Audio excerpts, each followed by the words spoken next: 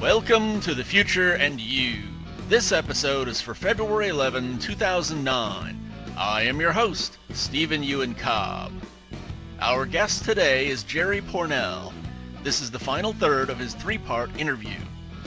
In today's episode, he talks about why political debates are not debates, why the Electoral College was devised, and why the 1787 Congress was more successful by being a closed-door session. Comments on the Cray 1 supercomputer, the remarkability that Moore's Law has held so long and still seems to be going strong, what he tried to accomplish in his long-running column in the iconic computer magazine called Byte, and his observation that our hardware has become so powerful that our software has not kept up. It no longer challenges the machine, and his feeling that the next big step will be to make programming obsolete. The possibility that electronic piracy is what's killing the publishing industry, and his vision of a hypothetical, enhanced electronic book. The advantages of space-based solar energy compared to ground-based, and a few comments on Escape from Hell, his and Larry Niven's sequel to Inferno. Jerry Pournelle is probably best known as a science fiction writer. With Larry Niven, he has co-authored over a dozen novels including The Mote in God's Eye, Lucifer's Hammer, Footfall, Inferno, and his and Larry's new sequel to Inferno, Escape from Hell.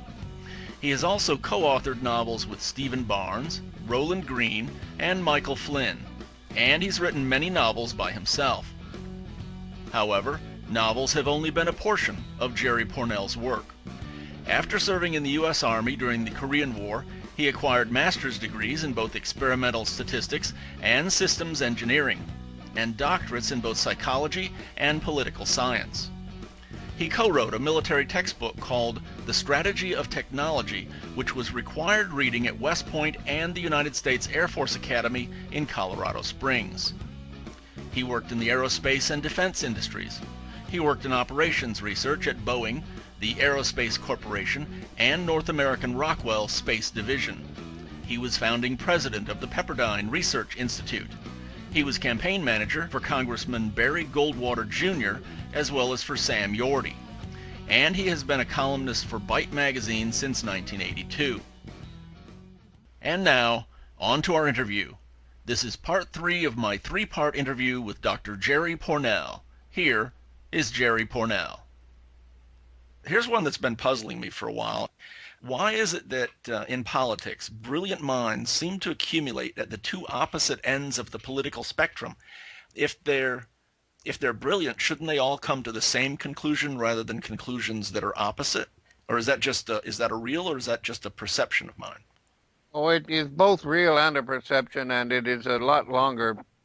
You're talking about hours of lectures on this subject. Okay. Your listeners would all be asleep. The problem, in part, has to do with the way politics is conducted. You have people who appear to be debating with each other, but in actual fact are trying to persuade other people who are not in the room.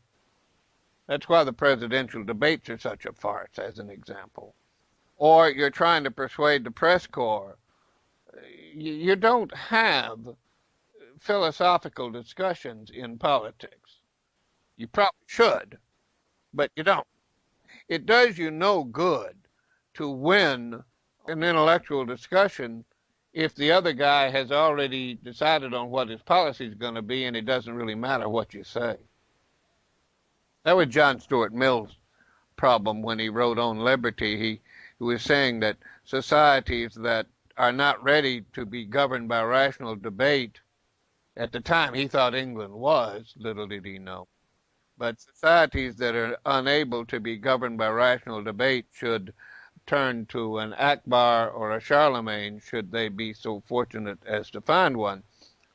Does this mean that politics that are viewed by an audience, other than those that are speaking in the debates or discussions, does that mean that they're always going to polarize into two camps that are roughly opposed to one another? Is that the norm? Is that inevitable? My strategy for winning with Sam Yorty, I wanted to fire up my voters and get them to turn out and vote. I was not interested in winning arguments with Bradley. I will point out to you that the convention of 1787 which may have been the single most brilliant assembly of minds in the history of mankind, certainly of social philosophy minds. I mean, people with practical political knowledge, but also a fairly deep understanding and reading and history. After all, they spent a good part of their time debating things like the Venetian Republic, which I suppose half of your listeners never heard of, or at least never thought of. The debates in 1787 were closed. Madison cheated and kept notes, but he wasn't even supposed to do that. No newspapers were invited. Nobody gave press interviews like, well, today Mr. Washington said, and Mr. Franklin said, and Mr. Madison. None of that. None of that. That was done it was one of the complaints of people like Patrick Henry was that it was a closed session. Well, the result was brilliant. Mm-hmm. My suspicion is that if the compromises that were required to get the Constitution acceptable had been debated in public, you'd never have had a union. Mm. The Connecticut Compromise, which gave 2 senators to every state, regardless of its size. The Electoral College, which essentially made sure that the small states had at least some say in the election of a president. All of that was done in secret and sprung on the public whole cloth without any public debate. And if there had been public debate, people like Sam Adams and Patrick Henry would have shot most of it down. Mm-hmm. Mm.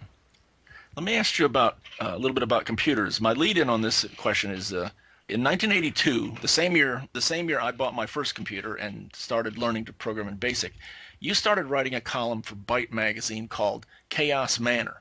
Your column has gone through some changes over the years, and it's now available globally since it's online.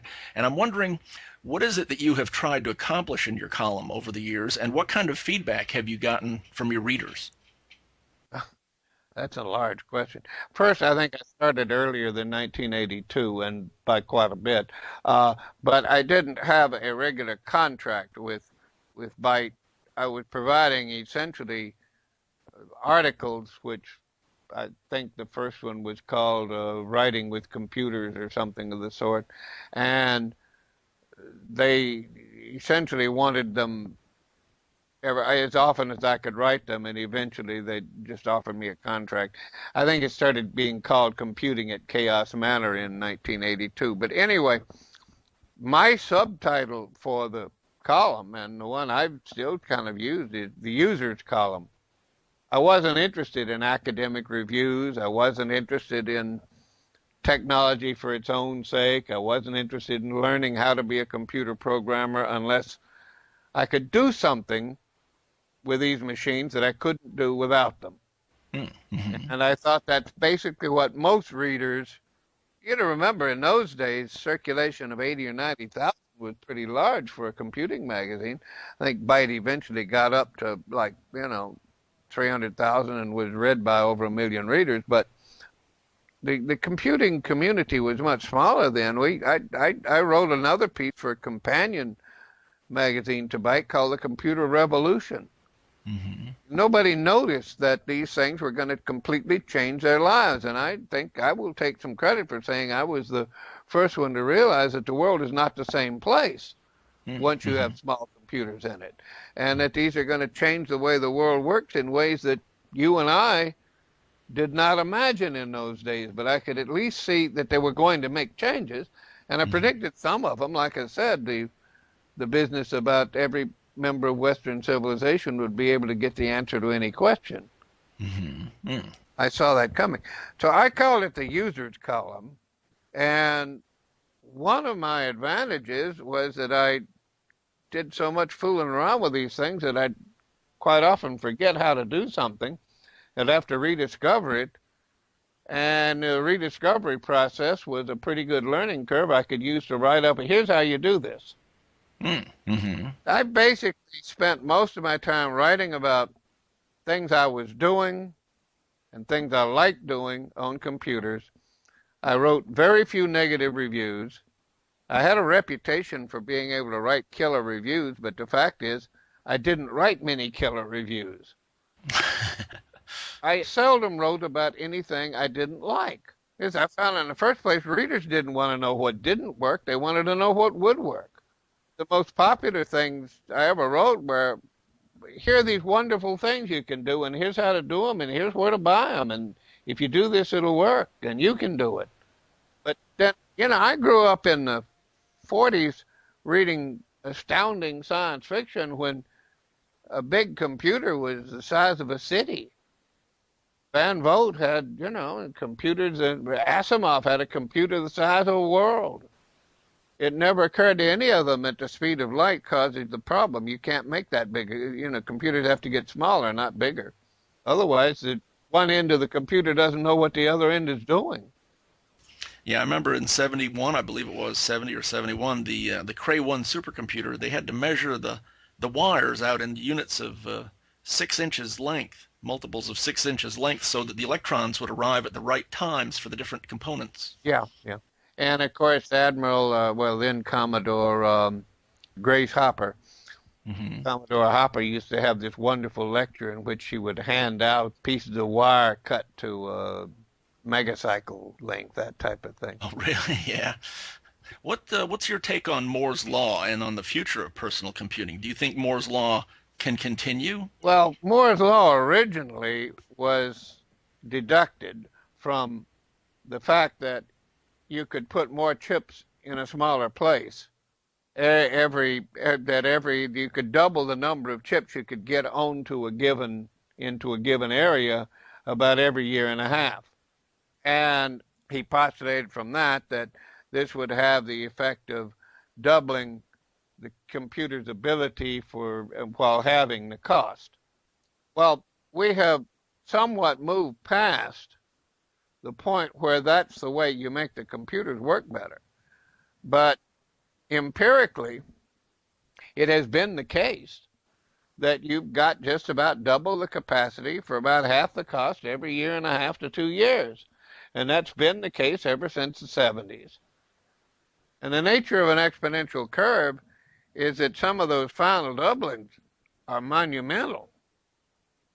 I mean, think about it. The latest computers from Intel, the very latest, the Intel Extreme, like 8 processors, each one millions of times faster than ones only a dozen years ago than the best you had. The result is that the hardware has so outrun the software that we don't know what to do with it. We do not know how to challenge the hardware that most of us have sitting on our desks. The next big step will be in making programming obsolete. Oh? Yeah, in the sense that, obviously you'll need programmers and people to do code, but what you need is ways to teach the computer to do things you want it to do without your having to specialize in teaching computers. Writers don't want to become computer programmers in order to write books. They want it to be easy to write books. Mm-hmm. The reason I got a small computer as early as I did is because I'm a lousy typist. I'm just awful. Mm-hmm. Sloppy. And I either had to pay somebody to retype my manuscript, which in the case of like the Molten God's Eye, we paid somebody to retype it when we got a draft. But then it wasn't perfect. We had to go in. Well, you understand the reluctance to go in and tear up those pages when you're going to have to retype them? Mm-hmm. Mm. Horrible. You didn't want to rewrite, and yet you had to. So the small computers were a godsend to us. What was 72, something like that. By the time we wrote our next book, we wrote it on computers. We've written all our novels on computers ever since. And it's just difference between light and day. Now when you read over something, you fix any little problem immediately. Or if you find a way the paragraph doesn't quite ring right, you just rewrite the darn thing. Some people can do that to death, but Larry and I don't. Now, Larry Niven's never been a programmer and wouldn't know a program from an apple cart, but he certainly can use them.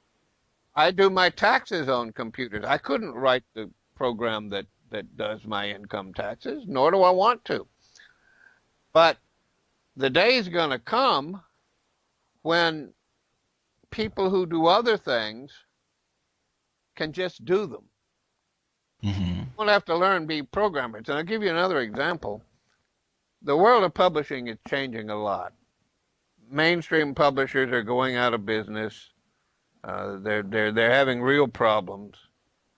The prevalence of piracy sees to it that you probably will not get the kinds of revenues from electronic books that you got from paperback books. Mm-hmm. Niven and I got about $1 million each out of Lucifer's Hammer by the time it was finished. And that's almost all in paperback sales. Mm-hmm. You never do that on an ebook. Mm. Electronic books, you might sell 20, 30, 40,000 of one at $10 each.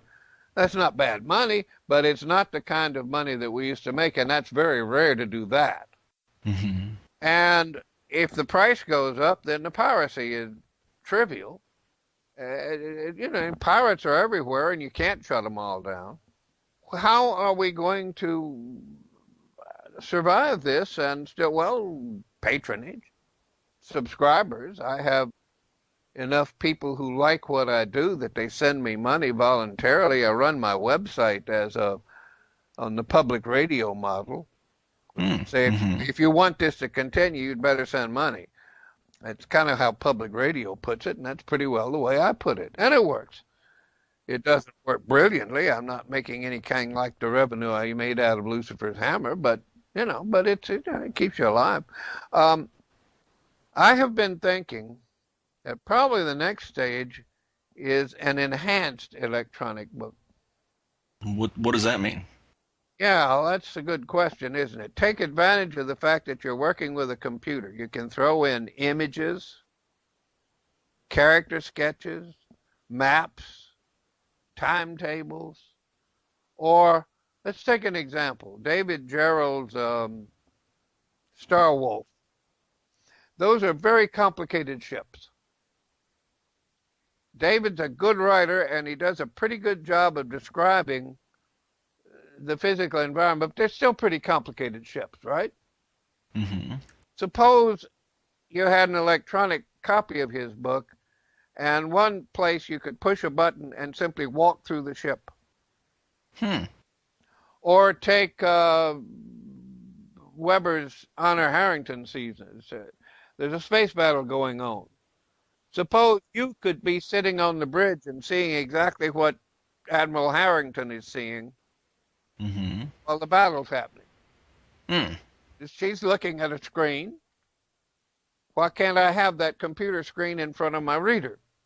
That would make reading the book on an electronic image a better experience than reading it on paper. I haven't worked all this out, and obviously nobody else has either. We'd be doing it. But it's clear to me that we are not taking advantage of the kinds of things that we could do since we are writing these on computers, and our readers would be reading them on computers.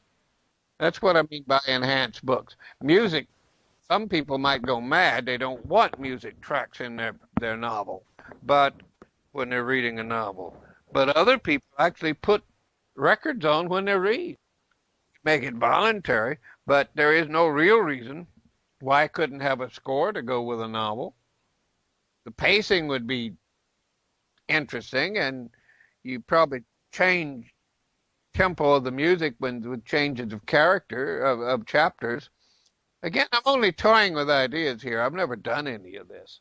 Yeah, it's an interesting idea to have a different piece of music for different scenes or something. Yeah.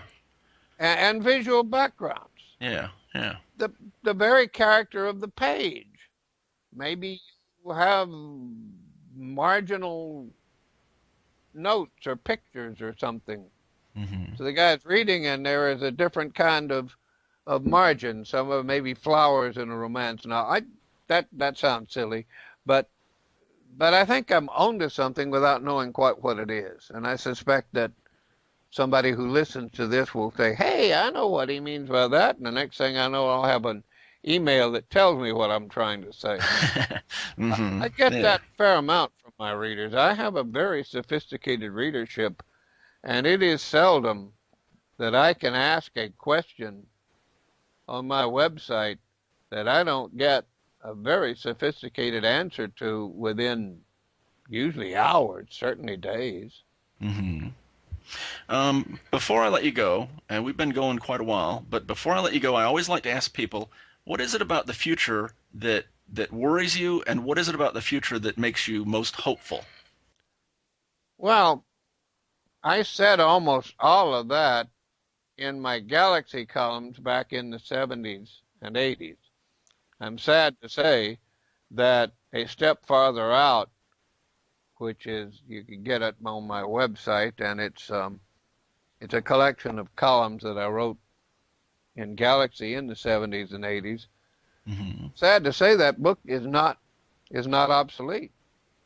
Mm. I had a fairly large section called Survival with Style, in which I pointed out that, again, you have to remember that in the 70s and 80s, most academics were saying that humanity was doomed. Asimov was saying we were going to crowd ourselves to death, and by the year 2000, we were going to be so crowded that people would be committing suicide by the thousands. And now that was nonsense. Isaac said it because somebody paid him to say it, and he would write damn near anything if you'd pay him to do it. But I don't mean that as a dig. I mean he was damn good, and he could turn into an expert on any subject, including ones he didn't believe in. Isaac loved to write, but most writers I know hate to write. They love to have written, but they don't like to write. Isaac Mm. loved to write. He just loved hmm writing, and he would write about anything, just about. But anyway, colleges were full of people saying that the world was doomed. There were these models of doom. You could even had one in BASIC that you could run that would show massive die-offs by 2010. Paul Ehrlich said by the time you read this, billions will have starved to death. That was back in the 80s. We're still waiting for it to happen, but you see what I mean. Uh, hmm I wrote Step Farther Out to say that even if all these assumptions are true, and they're not, they're starting from the wrong resource base. 90% of the resources available to the human race are not on the Earth at all. You got 9 planets and 38 moons. I think that count has changed in both categories since then, but hmm 9 planets and 30-something moons and an unlimited number of asteroids. And I went on to show that if you were to take the average consumption of energy, steel, and a couple of other minerals by people in Western civilization, in other words, the annual per capita consumption of steel in hmm the United States, and to apply that to the Earth, that would probably be a pretty good definition of wealth Mm. for the whole Earth. hmm Uh, then I pointed out you could do that on a couple of asteroids a year. The energy and the resources are out there. There are over 1 million asteroids known to have that much metal in them. That type, well, maybe not over 1 million. I don't know the numbers. I'm making them up because I'm just talking now. But the numbers are in the book, and they're accurate. And we haven't gone and got them, but we could. We've got a friendly thermonuclear reactor that's about 93 million miles away. But the trouble is we're trying to make use of its resources by filtering them through 14.7 pounds per square inch of atmosphere on the way, and doing that with ground-based static solar arrays means that you're not getting very much sun. It doesn't shine at night. It doesn't shine much on cloudy days. You don't get much. You see what I mean? hmm But if I go out to space, I get kilowatt per square meter effective wherever I am. And I beam that down to Earth with about 80 to 90% efficiency. A lot of that's unlimited power if I do it from space. So ground-based solar is interesting, but you have to use it when you get it, unless you have huge batteries or pump storage things, and it's intermittent. Space-based solar is pretty constant. You can just about baseline from that. Do you think that people will, or corporations will, go into space in a meaningful manner and really make use of those resources? If if the iron law of bureaucracy doesn't stop them, Mm. and it more and more looks like it may. One of my novel, Exile and Glory. It's not a novel. It's a collection of stories that ends with a long novella or short novel. Take your choice. Uh, Tries to address that. Charlie Sheffield and I wrote a story called Higher Education. It's by Sheffield and Pournelle. He was the senior author because he did most of the work. That looks into privatization of education in space and so forth. All I can say is it's possible. I don't know what will happen. I watch with increasing horror the notion that Washington is better able to run an automobile company than General Motors. Yeah, that's bizarre. I don't think that's true, but it would be terrifying if it were. I don't understand what's going on with the economy. I do know that my TIAA, my Teachers Retirement Fund, is not worth what it used to be, and I don't think they're going to raise my Social Security payment, so I guess I have to keep working. Well, hopefully you'll be able to continue working for many years to come. I know your fans, they love you to keep cranking them out. I'm trying. Okay. I'm trying. Let me make a shameless plug. Okay. The novel Escape from Hell Hmm. by Niven and Pournelle will be out shortly. It is available for pre-order now from Amazon. It will be in your bookstores within a few weeks. It is a sequel to the novel Inferno that Larry and I wrote in the 70s. Okay. Inferno probably got us more literary awards than anything else we've ever done. It basically combines Dante's geography with some of the theology of C.S. Lewis and a lot of the fun-loving adventurism that Niven novels have. See, I supplied a lot of the philosophical stuffing, and Niven turns them into action scenes that you'll just love. So, original Inferno has been re-released. It's available now, and it was very popular in its day. I mean, it sold well. It did not ever hit a bestseller list, but its sales were better than most bestsellers. I own a copy. Yeah, well, and it's available again. You can get a new one, and it's quite good. It's very readable. We went through it to see if there was anything we needed to update, and we didn't find a thing. Okay, Well, excellent. not Excellent. much. We made a few changes, but the changes we made you will not notice unless you're a very close reader. And Escape from Hell will be out shortly, so those are those two. Oath of Fealty, which was the second novel Niven and I started, but the third one we wrote. Again, we saw no reason to rewrite it. It's out. It has been re-released by Baen Books, I think, as of last August, and in paperback, and it's well worth. I think it's worth reading again. I enjoyed it. I read it and said, "Son of a gun, we wrote that pretty good, didn't we?" Oh yeah, it was excellent. I read it years ago. By the way, Baen has really been very proactive in bringing out a lot of your stuff. Well, Jim and I were old friends, and Tony and I as well, and they have been very good at bringing out a lot of my stuff. Yes, and I am just finishing Mamelukes, which is the next novel in the Janissary series after 15 years of interruption of not doing them because they were doing other things. But I'm on the final 10,000 words of about a 100,000 word novel set on Tran with Colonel Rick Galloway and his mercenaries.